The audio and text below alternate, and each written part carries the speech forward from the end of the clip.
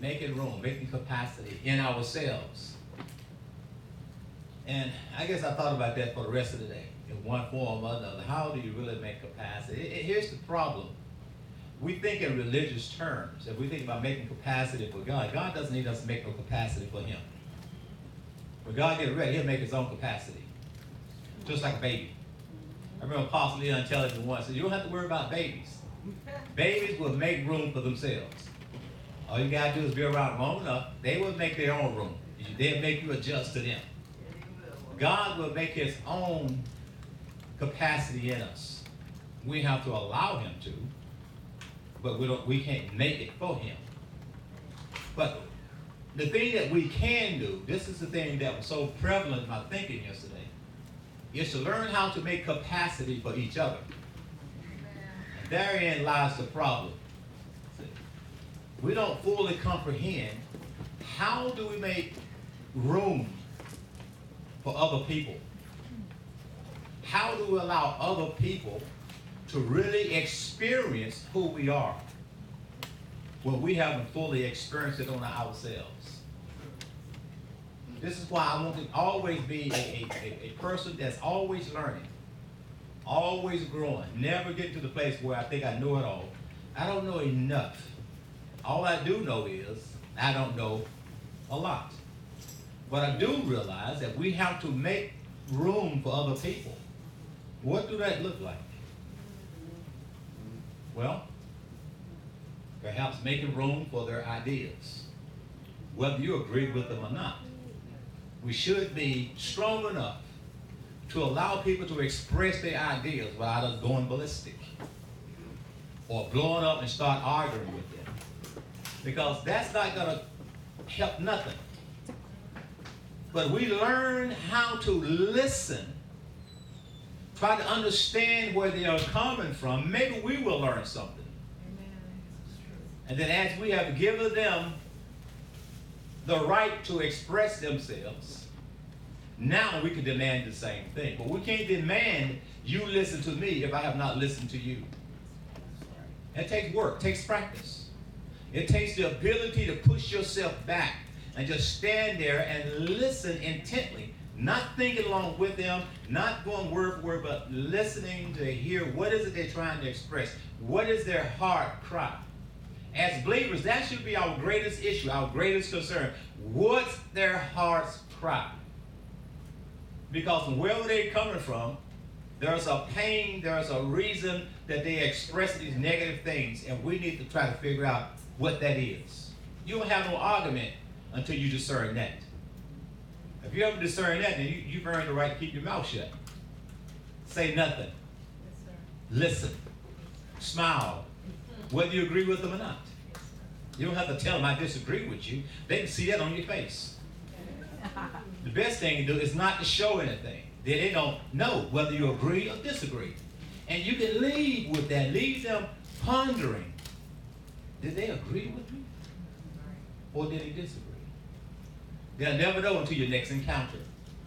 Because you need time to think about what they said and try to understand why do they say that?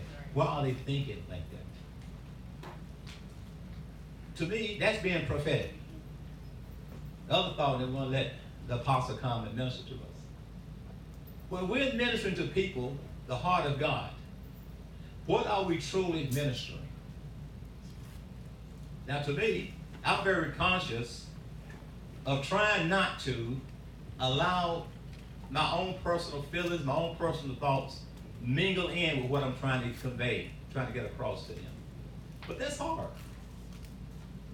Some days it's so hard that I will defer to someone else. If I can't really believe within myself that I can push my own private thoughts aside and not allow them to filter through. You've been around me long enough. You see me sometimes back off, step back. I defer to someone else. I don't have no problem with doing it. Why is that? Because I want people to really experience God and not me. So sometimes our own personal convictions can get in the way of what God is trying to say because we let that flow out into the Word, and now they have a mixture of God and of you, and now they're confused. being prophetic people, I just want to encourage you and share this with you. Always check yourself out. Be mindful of your own situations.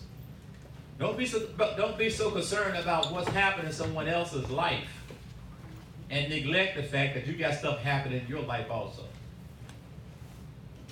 So when we're teaching about hearing the voice of God and how to hear the voice of God, we always say that if you understand what you just released for another person, either that was not God or that was just for you. And if that's the case, then we need to be able to acknowledge, oh, excuse me, that was for me. Let's go this way now. Making capacity. Jesus always made capacity for people. You know, I keep saying, in my head, I always go back. You know, we had this little sign, what would Jesus do? That was cute. But really, what did Jesus really do? See, if you don't go back every now and then and read what he did, you actually forget what it was he did. Because we have so much stuff happening, going on in the day, so many people talking to us, so many people downloading to us, that if you're not careful, you'll forget what is it that Jesus really did. Because God help us, he don't act like a lot of us. We don't make capacity for, I want my view to come across, and you shut up and you listen. You ever run into people like that? They might not say it like that, but it's the attitude. What I'm saying is more important, so you just give me ear. You listen. Now, I like to tell you, I'm so mature that don't bug me out. But I'm not going to stand there and lie and tell you that. Because that bugs me out. In fact, when I'm talking to someone, that's the attitude. I say, oh, excuse me, I got to run. Normally, I do have to run. But I would give them opportunity. When they come up like that, I need to go. So as prophetic people, okay, I should not have done that.